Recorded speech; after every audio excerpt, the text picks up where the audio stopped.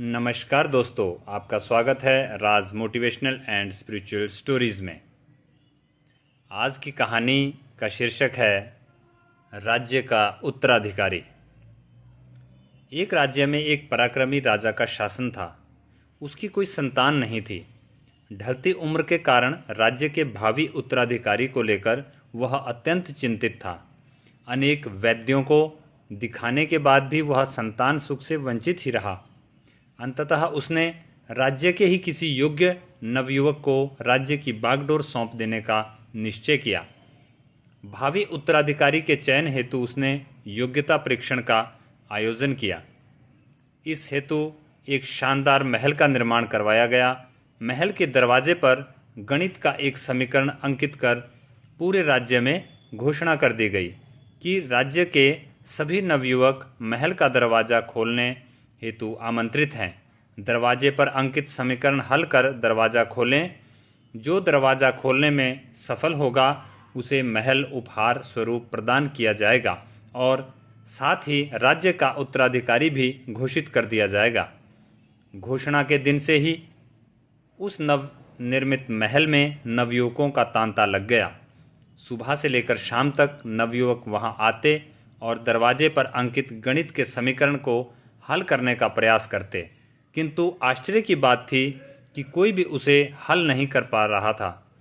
कई उसे लिखकर या याद करके जाते और घर पर उसको हल करने का हर संभव प्रयास करते, किंतु फिर भी असफल रहते। कई दिन बीत गए। राज्य के बड़े से बड़े गणितज्ञ भी उस समीकरण का हल निकाल पाने में असमर्थ रहे। तब राजा ने दूसरे राज्यों के गणितज्ञों को आमंत्रित किया। दूसरे राज्य के गणितज्ञ आए और गणित का वह समीकरण हल करने लगे।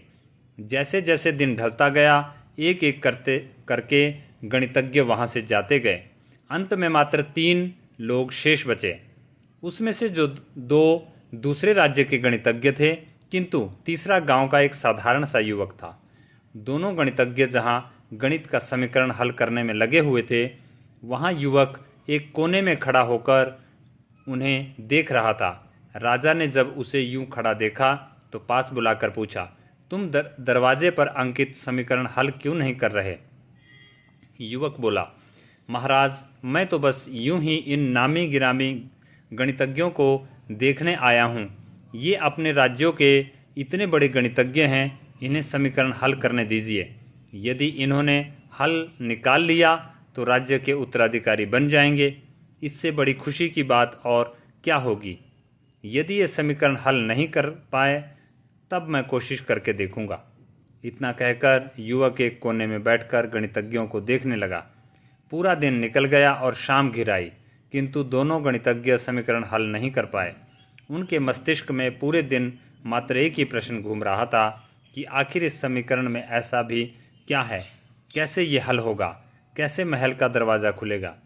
पूरा प्रयास करने के बाद वे समीकरण हल नहीं कर पाए।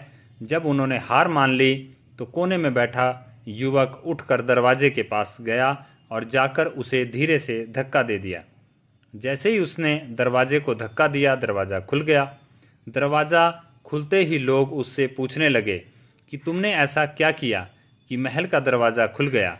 युवक बोला, जब मैं बैठकर सबको गणित का समीकरण हल करते देख रहा था तो मेरे दिमाग में विचार आया कि हो सकता है कि दरवाज़ा खोलने का कोई समीकरण ही ना हो। इसलिए मैं गया और सबसे पहले जाकर दरवाजे को धक्का दे दिया। दरवाज़ा खुल गया। दरवाजे खोलने का कोई समीकरण था ही नहीं। उसका उत्तर वहाँ उपस्थित राजा ने भी सुना और बहुत प्रसन्न हुआ। उसने युवक को वह महल भी दिया और राज्य का भावी उत्तराधिकारी भी घोषित किया। आज की कहानी बस इतनी ही। इस कहानी से हमें क्या सीख मिलती है? ज़िंदगी में हम कई बार ऐसी परिस्थिति में फंस जाते हैं जब हमें लगता है कि हमारे सामने पहाड़ जैसी समस्या है, जबकि वास्तव में कोई समस्या होती ही नहीं, या होती भी है तो बहुत ही छोटी सी, लेकिन हम उसे बहुत बड़ा बनाकर उसमें उलझे रहते हैं।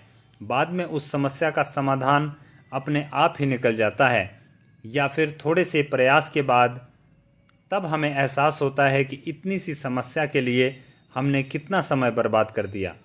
समस्या सामने आने पर विचलित ना हो, शांति से सोचें और फिर समाधान करने का प्रयास करें, क्योंकि आप प्रयास तभी कर सकते हैं जब आपका मन शांत हो। आपके अंदर सोचने समझने की क्षमता भी तभी विकसित होती है जब आपका मन शांत हो, दिमाग शांत हो, और शांति में ही आप ऐसा फैसला ले सकते हैं।